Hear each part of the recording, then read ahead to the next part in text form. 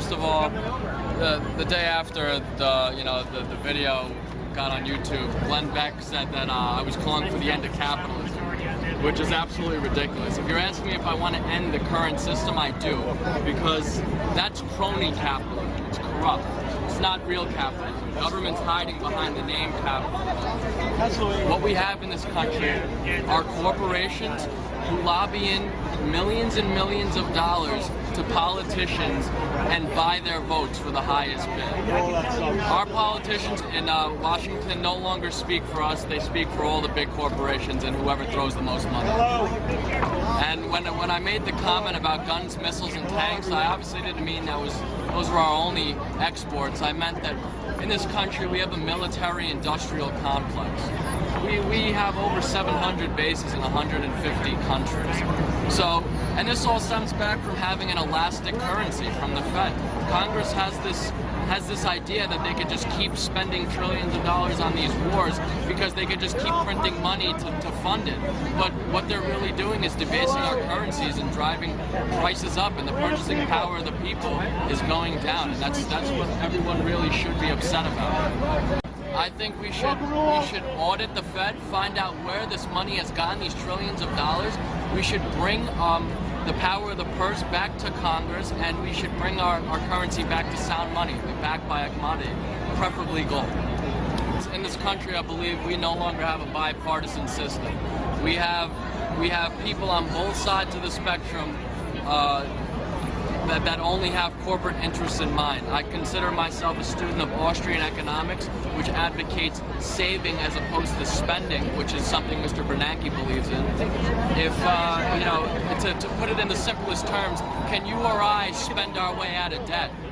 We cannot. So how on a broad, like when you broaden your view, how can the federal government spend their way out of debt? So, I'm also, I'm a libertarian. I believe that, we need less federal government and bigger state governments, because state governments are easy to influence. And, America was supposed to, each state was supposed to reflect different policies of the people that they, what they believed in. If you didn't agree with something in one state, you can go to another state, and maybe they were more sympathetic to what you thought and what you believed. So that's what people need to realize. It's a lost idea that the founding fathers really wanted to make.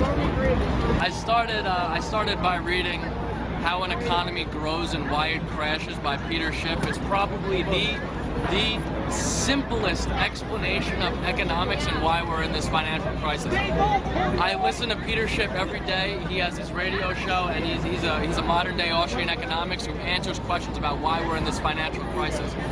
I've also done a lot of reading into the Austrian school, which are authors like Ludwig van Mises, Henry Hazlitt, Murray Rothbard, Lou Rockwell. So, I didn't learn this from watching TV. I learned this from going to alternate sources of media and, looking up the real truth about, why Congress would want this passed, or how does this really affect the crisis that we have going on. So, that's nothing you can learn on MSNBC or Fox News unless they do bring Peter Schiff on.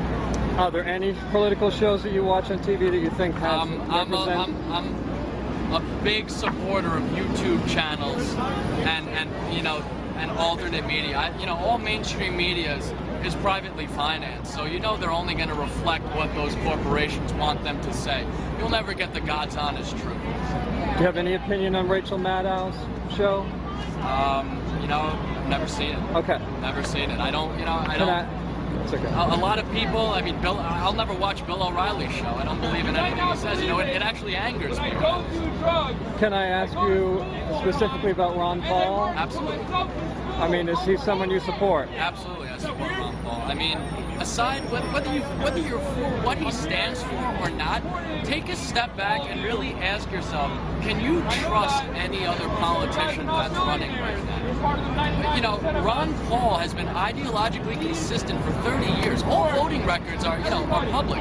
You can find out what all these politicians have voted. Every time they voted for a spending increase, every time they voted, for more wars. And if you really investigate these politicians, people like Mitt Romney, I've seen a video where where people just call him out on corporations and lobbyists running his campaign. I mean, he advocates, Romney care. It's the identical thing to Obamacare. Are we really getting a difference? Is there a difference? Which there isn't. And another example, Rick Perry. I mean, the guy used to be the Democratic campaign leader for Al Gore, and now he's Mr. Conservative. Come on. I don't believe, I'm not gonna. Obama ran on a peace campaign. He's used the UN to go into more wars and spend more money and lose more lives. I don't trust them anymore. And you know what? Ron Paul's the only one who has been ideologically consistent and has not been corrupted and have his views swayed. So that's why I support Ron Paul. Let me ask you a provocative question. So I think it's Chris, maybe? Yeah, that's okay. me. And Captnmidnite? That's me. All right, Yeah, it is you. I'm glad to know you're you. See? That's, and is it okay to say that? What, the Captnmidnite? I mean, I think people already know that. Okay. And what do you say to people that say you're a shill for Ron Paul? A shill for Ron Paul? That's the provocative question. Like that I'm just trying to promote him. Is really just a reflection of the libertarian and Austrian economic message, which is what I studied. I did read End the Fed and 50 Essential, Issues Affecting Our Liberty, and they were both great reads, which is by Ron Paul, but that was not the first book I read that got me involved in this. And when you really ask yourself, like, does this really make sense? Does the government spending more money really make sense to get us, it just clicked for me that all these answers that I've been told by, Keynesian economic theorists and MSNBC and Fox News have been lies. They're incorrect. They're fallacies.